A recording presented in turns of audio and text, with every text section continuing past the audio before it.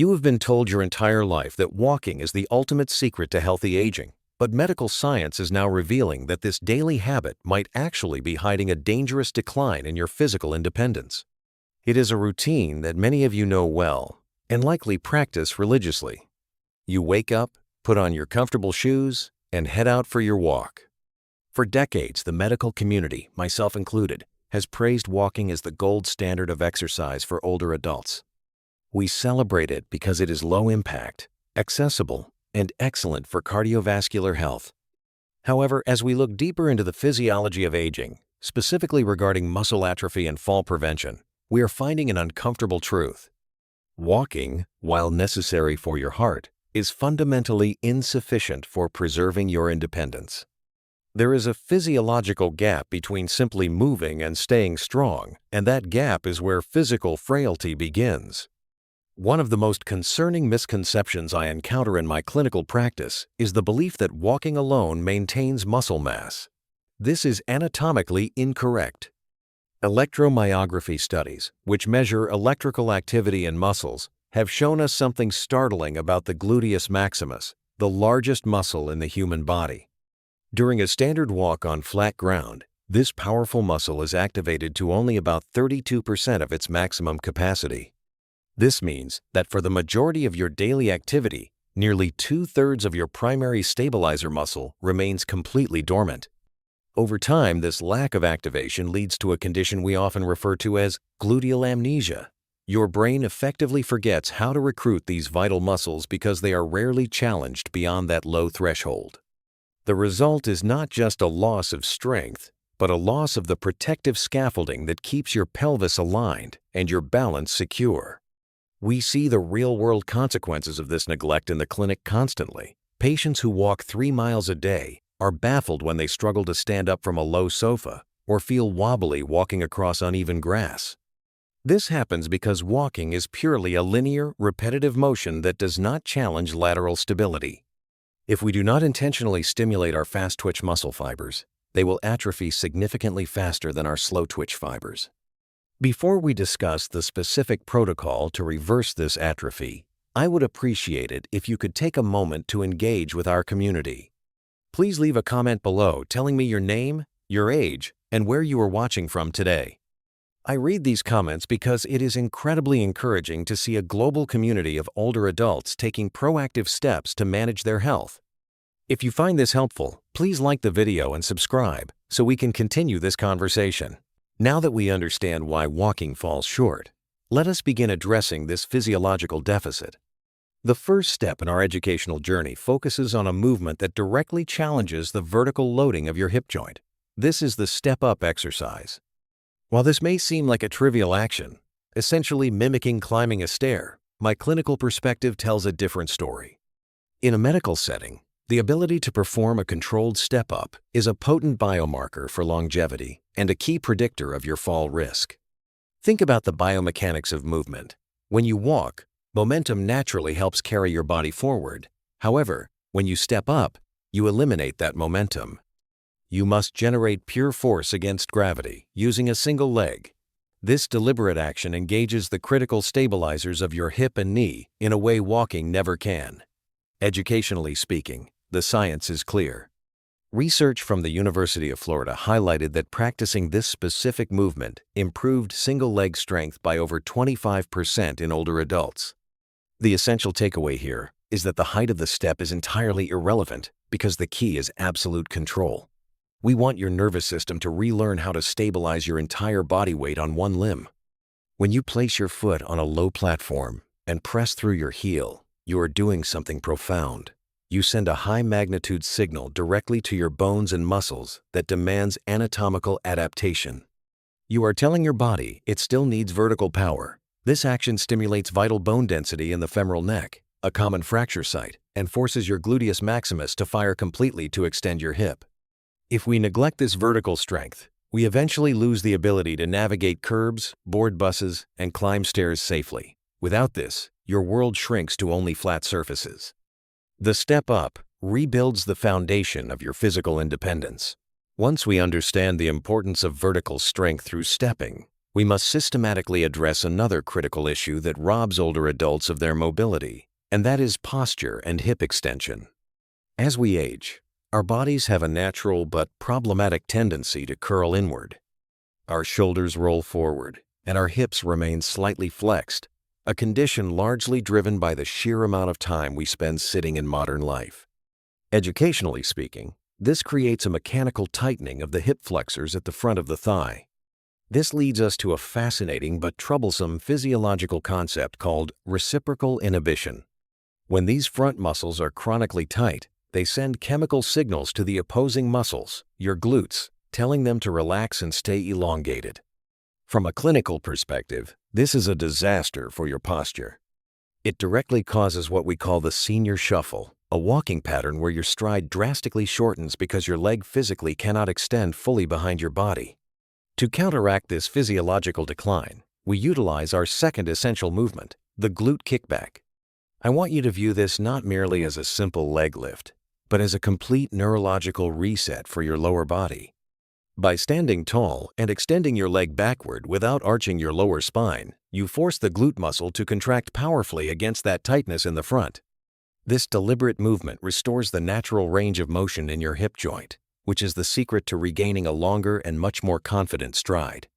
More importantly, it prevents your lower back from taking over the workload of walking, which we know is a primary cause of nonspecific lumbar pain in patients over 60. I am curious about your own experiences with this postural shift. Have you noticed your stride shortening over the years? Or perhaps you have been dealing with unexplained lower back pain after a long walk? Please share your thoughts and let me know in the comments below right now. This connection between gluteal weakness and the lower back pain many of you just commented about leads us inevitably to our third essential movement. For this one, we move to the floor, or a firm mattress, to perform the glute bridge. From an educational and clinical standpoint, I consider this to be perhaps the most therapeutic movement available for the aging spine. Many of my patients come into the clinic suffering from chronic lower back pain, assuming their backs are simply weak or damaged by age. However, the medical reality is often quite different. Their backs are hurting not because they are weak, but because their glutes are effectively asleep. When your gluteal muscles fail to support your pelvis properly, your lower back muscles are forced to compensate.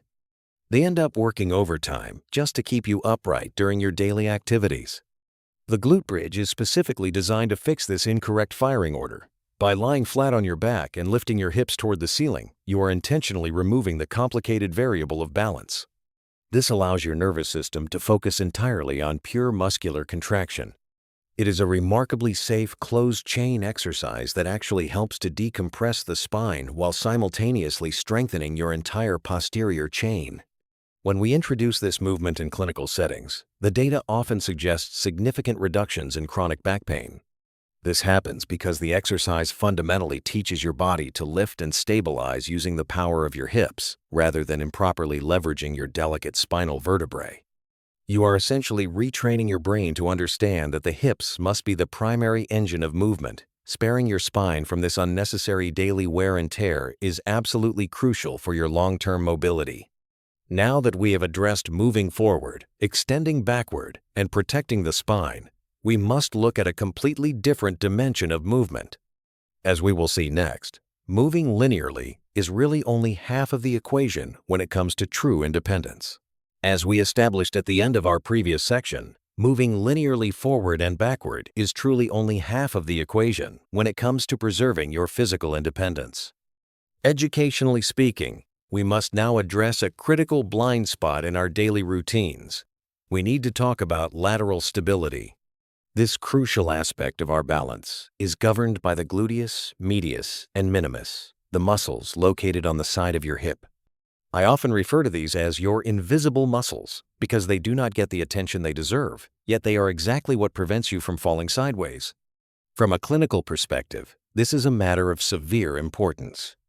Statistically, lateral falls are the most dangerous types of falls for older adults, often leading to devastating hip fractures because the impact strikes directly on the side of the femur. Sadly, your daily walking habit does almost nothing to strengthen these lateral stabilizers.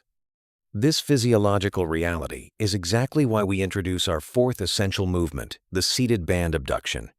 By sitting securely in a chair and pressing your knees outward against the resistance of a band, you can safely isolate these lateral muscles without any risk of losing your balance. While this movement might seem small or almost imperceptible to an observer, medical data shows that strength in your hip abductors is the #1 predictor of your ability to recover from a fall. When you trip, it is the side of your hip that must reflexively fire to pull your leg out wide and catch your balance. If these muscles are weak from disuse, your body cannot stop the momentum of a fall. Strengthening them essentially widens your base of support and keeps your pelvis completely level, preventing what we call a dropping gait. If you are finding this breakdown of our body mechanics educational and helpful for your own health journey, please hit the like button and subscribe to the channel right now so you never miss our future medical insights. This progression from basic muscle activation to protecting your lateral stability leads us perfectly to our final and arguably most vital movement for functional independence. We are talking about the modified split squat. In the general fitness world, you might hear this referred to as a Bulgarian split squat, a name that sounds highly athletic and perhaps a bit intimidating. However, for our educational purposes today, I want you to view it simply as a supported single-leg stand. The clinical logic behind this essential movement is deeply rooted in the concept of muscular asymmetry. Almost no one is perfectly symmetrical, as we all naturally have a dominant leg and a weaker leg. Over decades of daily living, this imbalance quietly grows. When you stand up from a chair or climb a flight of stairs using both legs, your strong leg automatically compensates for the weak one, effectively masking your physical deficit. This subtle compensation continues for years until the strong leg becomes injured or fatigued, and suddenly you realize you can no longer support yourself. The modified split squat safely strips away this hidden compensation. By placing one foot behind you on a low support and slowly lowering your weight onto your front leg, you force that single limb to handle the entire load of your stability and strength. This deliberate action deeply challenges your proprioception, which is the ability of your body to sense its position in space, a critical skill that naturally declines with age. From a medical perspective, this single movement brilliantly integrates everything we have discussed so far. It combines the vertical drive of the step up, the hip extension of the kickback, and the lateral stability of the seated abduction. It effectively ensures that each leg is independently capable of supporting your entire body weight, bulletproofing your knees and hips. When you master this movement, you are doing much more than merely building muscle. You are actually building profound neurological trust in your own limbs, drastically dropping your risk of a debilitating fall. Ultimately, the goal of introducing these 5 specific movements from the step up to the split squat is not to transform you into a bodybuilder. We need to completely shift your mindset regarding what exercise truly means after the age of 60. At this stage of life, exercise is no longer purely about burning calories or cardiovascular output. Instead, it is a medical prescription for your personal autonomy. It is about preserving your ability to perform daily activities without needing any assistance. As we have discussed, when we rely solely on walking, we are excellently managing our heart health, but we are dangerously neglecting our structural health. The most empowering lesson I can give you today is that the human body remains incredibly adaptive regardless of your age. We used to believe that age-related muscle loss was an inevitable and irreversible decline. However, modern science proves that thanks to neuroplasticity and the incredible responsiveness of skeletal muscle, you can regain strength and coordination well into your 80s and 90s.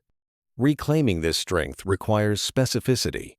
It requires doing things that feel slightly difficult and challenge your balance in a controlled environment so you are fully prepared for the uncontrolled environment of the real world. Remember that consistency is your most valuable currency. You do not need high intensity to succeed. You only need high frequency and correct form. By integrating these targeted movements into your daily routine, you are actively engineering a future where you remain the capable pilot of your own life, moving with confidence and stability. If you found this educational breakdown valuable, please hit the like button, leave a comment sharing your biggest takeaway from today, and subscribe to our channel for more evidence-based health guidance.